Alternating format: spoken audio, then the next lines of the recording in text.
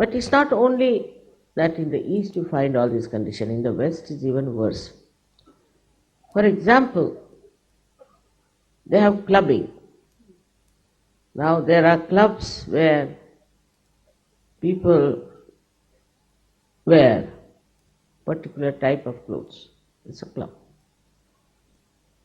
Now if they wear something else, then everybody will laugh at it. Or how to use the spoon and fork is very important in the West.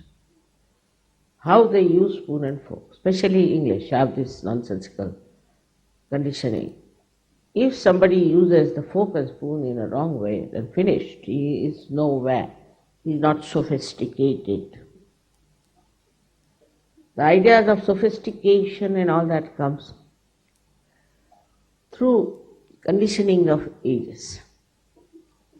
Because maybe they were primitive to begin with, they had no clothes, proper clothes to wear. Might be they were covering themselves with some leaves or something. I mean, only hundreds of years back. So now they have jumped to the other side, very particular about their dress, very particular about fork and spoon. And they just can't bear something that is different. I don't like that is very common there. I don't like. I don't like. Now, they came to India. We don't like. What we don't like? We don't like the way Indians dress up. Alright? You dress up the way you like. Let Indians dress up like they like. Now, why do you think that your dress in England will suit here in India, which is such a hot country?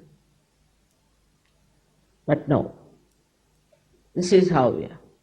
It's quite funny the way they have. And this conditioning goes on into such a deep manner that nobody sees the stupidity behind it. For example, if the Queen has invited you, you must wear a tailcoat. And now it's very expensive to have a tailcoat. Now, they have to go to a particular shop to borrow it. Sometimes they are loose and sometimes they are tight. I have seen people coming to these parties, Queen's parties.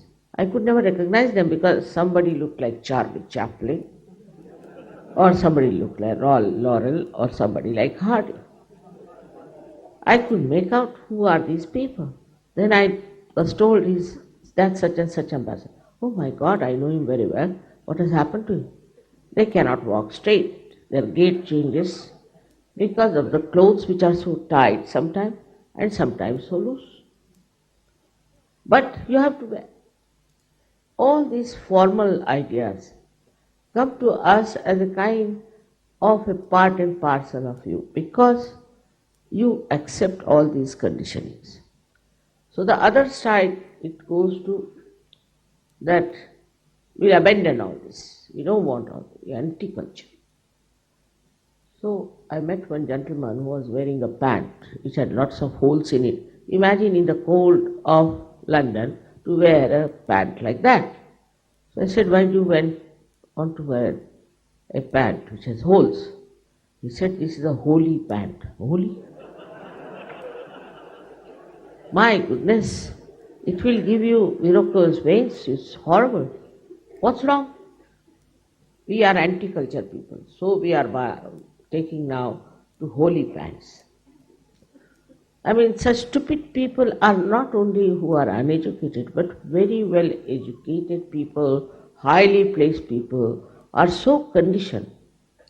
And this conditioning has caused so much damage to human beings. Spirit cannot be conditioned by anything. Whatever is good, that will be accepted, good, congenial to the spirit.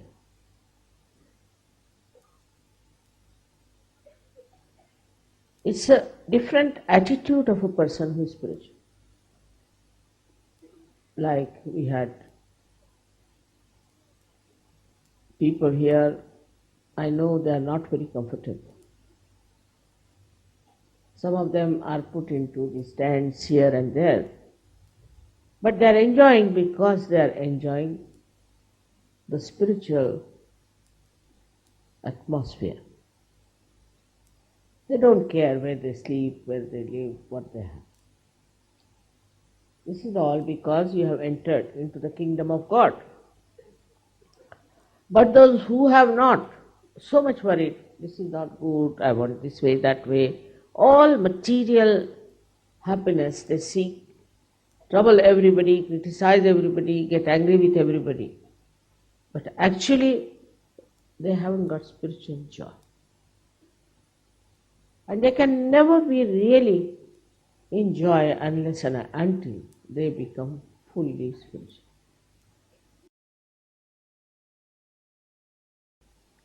Now conditioning also should be seen. Am I a conditioned person? If my conditioning is there, then is it a good conditioning or a bad condition? At least you should have good conditioning. But even that, to an extreme if you go, you can create a problem for yourself and for others. Most of these rituals and things started as a good condition. Then it became like a trap, and they could not get out of it. It's a part and parcel of it, one has to accept. Then what should we do? We should not react. Just see the drama. And you'll be surprised. Without paying anything, without going to any theatre, every moment you can see the drama going on before, which is so enjoyable. Whether it is absurd, whether it is ridiculous, whether it is a sort of a, as you see in the films, you see beating somebody and all that. You just see it and you do not react.